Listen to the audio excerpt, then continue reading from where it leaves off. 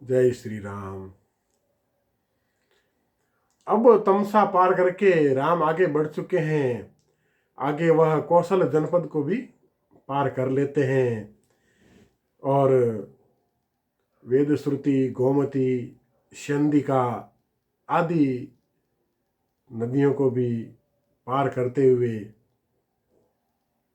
आगे बढ़ते हैं। राम का अयन चालू हो चुका है। इस प्रकार यात्रा करते हुए कौशल जनपद को पार करते हुए राम गंगा जी के पावन तट पर पहुंचे। वहां एक सुंदर वृक्ष के नीचे राम जी विश्राम करने लगे। सुमंत्र ने रथ के घोड़ों को खोल दिया। तभी उन्होंने देखा कि निषादों का राजा गुह अपने वृद्ध मंत्रियों के साथ आता हुआ दिखाई दे रहा है। राम और लक्ष्मण ने आगे बढ़कर उनका सत्कार किया।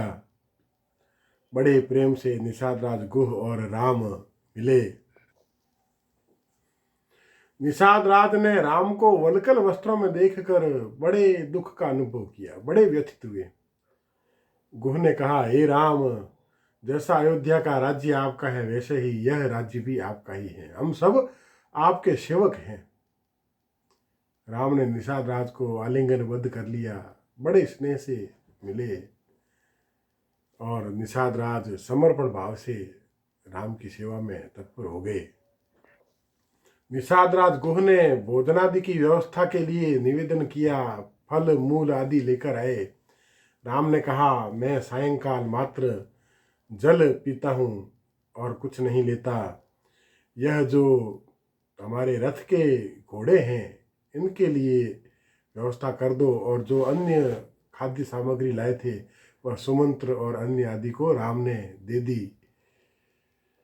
निषाद राज ने सेवकों से कहकर घोड़ों के लिए उत्तम घास का प्रबंध करवा दिया और इस प्रकार चर्चा करते हुए वह रात्रि वहीं व्यतीत हुई। प्रातः काल गंगा पार करने के लिए निषाद राज की आज्ञा से नौका बुलाई गई।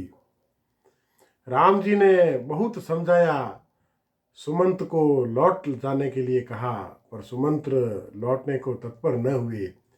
राम जी ने आज्ञा देकर निवेदन करके समझा बुझा के सुमंत्र जी को अयोध्या के लिए लौटाया और स्वयं माता सीता और लक्ष्मण सहित उस नौका में गंगा पार करने के लिए सवार हुए। जब नौका गंगा की मध्य धार में पहुंची तब देवी सीता ने गंगा जल का स्पर्श किया, आचमन किया, नमन किया और कहा कि हे माता, हे गंगा मैया, यह दोनों राजकुमार महाराज दशरथ के दुलारे हैं। पिता की वचन की प्रतिष्ठा रखने के लिए वनवास की दीक्षा ली है, वनवास स्वीकार किया है। 14 वर्ष के लिए दंडकारण्य के गहन वनों में निवास के लिए जा रहे हैं। हे माता, आपके आशीर्वाद से जब हम सफलतापूर्वक 14 वर्ष वन में बिताकर पुनः आएंगे तब मैं अवश्य आपकी पूजा करूंगी। मनौती मानी है। स्त्रियों का सहज स्वभाव होता है मनौती मान लेना। वही लोक व्यवहार में जो परिलक्षित हो रहा है, माता सीता वही कार्य करती हुई दृष्टिगोचर हो रही है। गंगा पार कर आगे बढ़े और राम लक्ष्मण सीता प्रयागराज में जहाँ गंगा और यमुना का संगम है उसके निकट महर्षि भारद्वाज के आश्रम में प्रवेश करते हैं। वहाँ जाकर ठहरते हैं। महर्षि भारद्वाज उनका अतिथि सत्कार करते हैं और उन्हें बहुत सुंदर चित्रकूट पर्वत पर निवास स्थान स्थापित करने का आदेश देते हैं कि हे राम, तुम्हारे योग्य स्थान चित्रकूट है, वहीं जाओ और अपना आश्रम स्थापित करो। वह था तो परामर्श, पर राम की जो श्रद्धा है ऋषि महर्षियों में, इसलिए परामर्श भी आदेश की भांति राम स्वीकार करते हैं। इसलिए वह आदेश हो गया। महर्षि ने चित्रकूट की बड़ी सुंदर शोभा का वर्णन किया है। उधर जब राम गंगा पार कर रहे थे तो सुमंत्र उन्हें पीछे खड़े हुए देख रहे थे।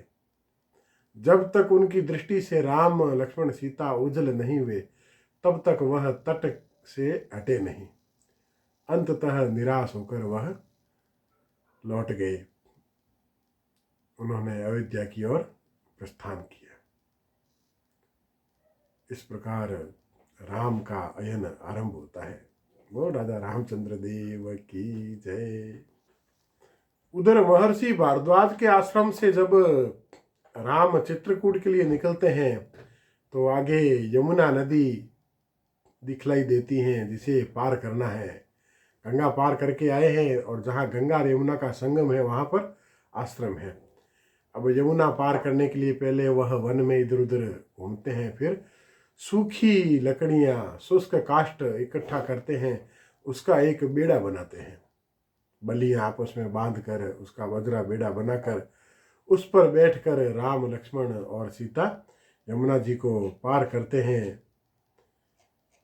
यमुना पार करके चित्रकूट की तरफ बढ़ते हैं। वन की शोभा देखते हुए मार्ग में महर्षि वाल्मीकि का आश्रम पड़ता है, उनका भी दर्शन करते हुए आगे बढ़ते हैं और राम जी की आज्ञा से चित्रकूट में एक ऊंचाई पर सुंदर स्थान देखकर राम जी एक अद्भुत पर्णशाला का निर्माण करते हैं। राम और लक्ष्मण मिलकर, लक्ष्मण मुख्य रूप से काम कर रहे हैं।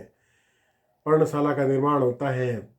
कुछ वृक्ष, उनके सुंदर फल आदि लाकर विधिवत वास्तु शांति करते हैं स्थान की, और वास्तु शांति करने के पश्चात उस कुटिया में निवास आरंभ करते हैं।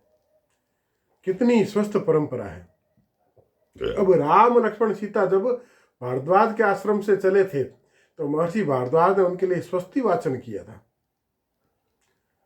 स्वस्ति वाचन पूर्वक उन्होंने अपनी यात्रा आरंभ की थी और उसके बाद में यहाँ आकर कुटिया बनाई है।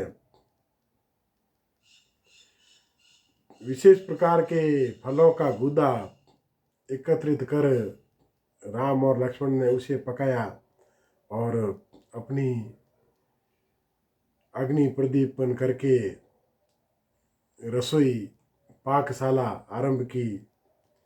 एक सुंदर वेदी बनाई और जिस प्रकार से वास्तु शांति का विधान है उस प्रकार से उन्होंने विधान पूरा करके उसमें निवास आरंभ किया। इस प्रकार वाल्मीकि रामायण अयोध्या कांड के 56 सर्ग पूरे हुए। बोल राधा रामचंद्र देव की जय।